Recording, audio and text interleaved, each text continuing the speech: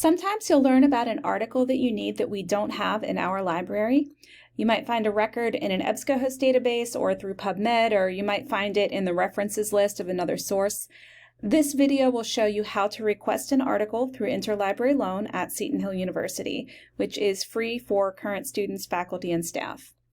So on the search that I just did here, the first result has an Access Now PDF button that I could follow to get to the full text of the article. And the third one has access options listed underneath, and I could follow this link to access the full text of the article. But the one here in the middle only has a link down here that says View Details. And when I click on it, it takes me into the article record where I can read the abstract or summary, but not the full article.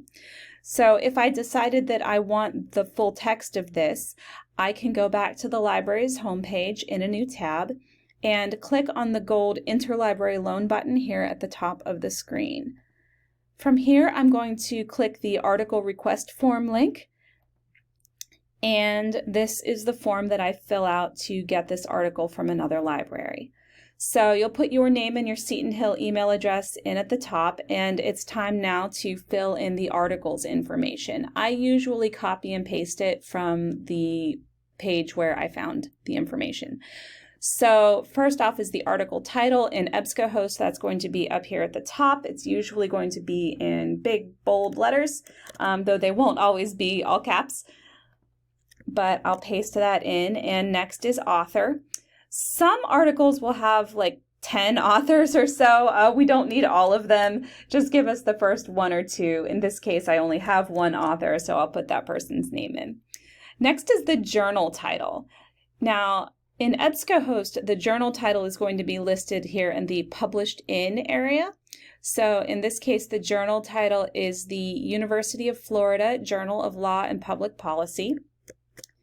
And before I put this into the request form, I have an extra step that I need to take. I need to check our publication finder to see if we actually have a subscription to the journal that EBSCOhost may not know about. This is an especially important step if you have found your article through a search somewhere like PubMed or Google Scholar that is not connected to our library. So if we had a subscription to this, I would have links here that I could follow to access my article, but nothing came up. So I'm going to continue filling out the form. So I'll paste the journal title in here. And next up, I'm looking for the volume and issue number. And if I scroll down a little bit, I should be able to find that. Here it's in the source area. This particular journal listing has volume and issue abbreviated, so it's easy to tell what's what. It won't always be this clear, and I'll show you another example here in a minute. But for right now, I'm going to do volume 33, issue 3, and date of publication, which is usually a little more obvious what that is, summer 2023, and page number range, which is listed right here.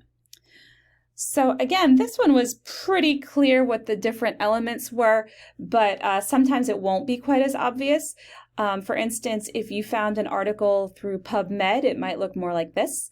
So on this screen, this is the article title right here.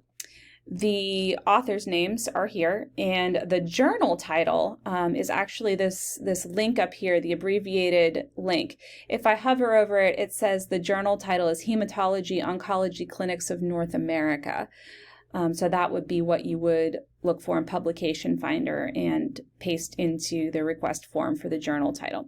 So the date is usually pretty obvious no matter where you are.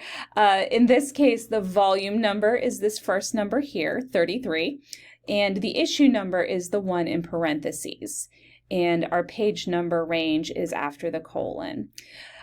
Some online-only journals don't use issue numbers anymore. They may not even have page numbers, but do the best you can, and do make absolutely sure that you include the date, because that is very important for us to track down the article that you need. The next field on the form is ISSN, which should be fairly straightforward to find in EBSCOhost, though you might have to scroll down a little bit. but it should be listed. Here it is. So I'm going to copy and paste that in as well. Sometimes you may not be able to find the ISSN. That's okay. Just put in a question mark or NA if you can't find it. Again, do your best. And if you had to leave out any of these pieces, it's very helpful if you can paste in the web address of the record that you found in the comments or notes section here at the bottom. So if our staff has any questions, they can follow it right to the source there. The more information we have about the article, the more quickly we can locate it for you. So once you have this form filled in, click on the Submit button at the bottom. You'll get an automatic email from Google Forms confirming that your request has been received, and then keep an eye on your email. Over the next few days, you'll get a message from the address do-not-reply@oclc.org, and that will have a link and a code that will allow you to download the PDF file of the article you requested, which will then be yours to keep.